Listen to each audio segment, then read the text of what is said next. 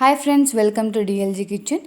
ఈరోజు మనం tasty paneer pizza ఇంట్లోనే ఎటువంటి ఓవెన్ లేకుండా, ఈస్ట్ లేకుండా, వీట్ ఫ్లోర్తో ఎలా చేసుకోవాలో చూద్దాం.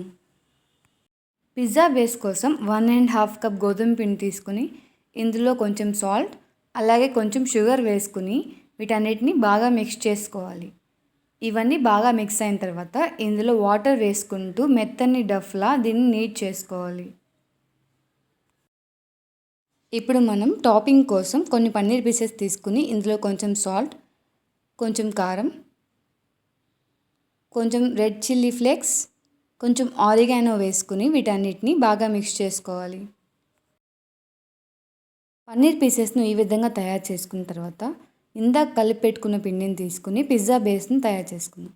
పిజ్జా బేస్ కోసం ఒక ప్లేట్ తీసుకుని అందులో కొంచెం ఆయిల్ లేదా బటర్ వేసుకుని ఈ విధంగా ఈ పిండిని స్ప్రెడ్ చేసుకోవాలి. నేను చూపిస్తున్న విధంగా పిజ్జా బేస్ని తయారు చేసుకున్న తర్వాత ఇప్పుడు ఒక ఫోర్క్ తీసుకుని ఈ విధంగా మనం పిజ్జా బేస్ను ప్రిక్ చేసుకోవాలి. ఇప్పుడు ఇందులో కొంచెం పిజ్జా సాస్, అలాగే కొంచెం టొమాటో సాస్, కొంచెం రెడ్ చిల్లీ సాస్ వేసుకుని వీటన్నిటిని బాగా స్ప్రెడ్ చేసుకోవాలి. ఇప్పుడు కొంచెం మయోనీస్ కూడా వేసుకుని దీన్ని స్ప్రెడ్ చేసుకోవాలి.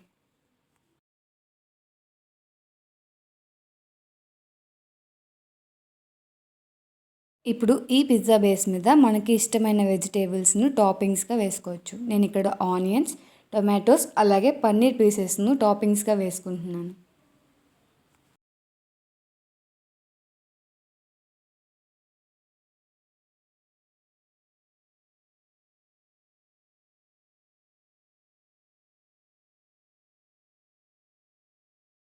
ఇప్పుడు ఇందులో మోజరెల్లా చీజ్ని మనం వేసుకోవాలి. మోజరెల్లా చీజ్ను ఈ విధంగా ఫుల్గా మన పిజ్జా మొత్తం వేసుకోవాలి.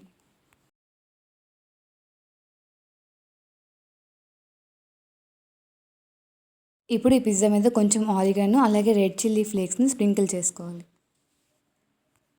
ఇప్పుడు పిజ్జాని కుక్ చేసుకోవడం కోసం స్టవ్ ఆన్ చేసుకుని ఒక ప్యాన్ పెట్టుకుని దీన్ని 10 to 15 మినిట్స్ ప్రీహీట్ చేసుకోవాలి. ప్రీహీట్ అయిన తర్వాత ఈ పిజ్జా ప్లేట్ను దీని మీదకి ట్రాన్స్ఫర్ చేసుకుని స్టవ్ను మీడియం ఫ్లేమ్లోకి టర్న్ చేసుకుని దీని మీద ఒక లిడ్ క్లోజ్ చేసి 10 మినిట్స్ బేక్ అవనివ్వాలి.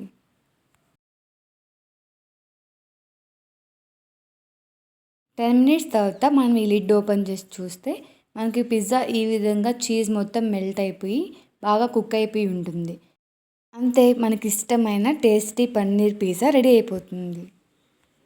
ఈ పన్నీర్ పిజ్జా బయట దొరికే పిజ్జా లాగే చాలా టేస్టీగా ఉంటుంది.